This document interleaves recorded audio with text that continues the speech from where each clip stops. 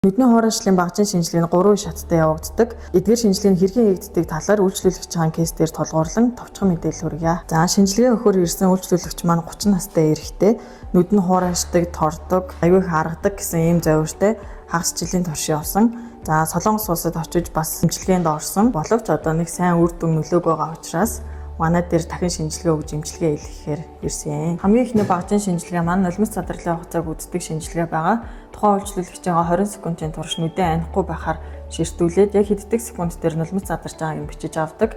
За тухайн үйлчлүүлэгчээ харах юм бол хамгийн ихний нулимс задралын хугацаа 7.5 секундээс хоошоо үүсээд энэ нь ийм өссөн байдалтай харагдаж байна. Энэ нь хуурай шил их байгааг харуулдаг. За хоёр дахь багжийн шинжилгээ маань мебографигийн багж дээр бид нар хүний доод цохинд агуулгаддаг тосны булчирхааны үйл ажиллагааг үнэлдэг.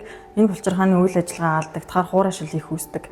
За тухайн үйлчлүүлэгч дээрээ бид нэр шинжилгээ хийгээд харахаар баруун нүдэнд нь 2 дугаар зэрэг, тэгээд 2 дугаар зэргийнхаа 45%-тай одоо өндөр түвшний алдагдaltaй, зүүн нүдэндээ мөн адил 47%-тай өндөр түвшний алдагдaltaй ийм хүн байна.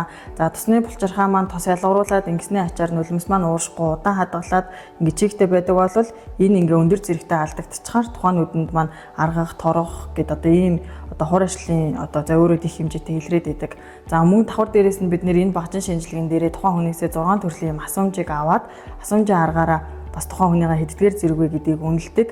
За тухайн үйлчлүүлэгчдэр бол эдгээр завирууд их хэмжээтэй илэрдэг учраас 3 дугаар зэрэг гэж дүгнэгдсэн ийм байдалтай харагдаж байна. 3 дахь багжийн шинжилгээ маань Schirmer тест гэж зүйлийг бид нэр хийдэг.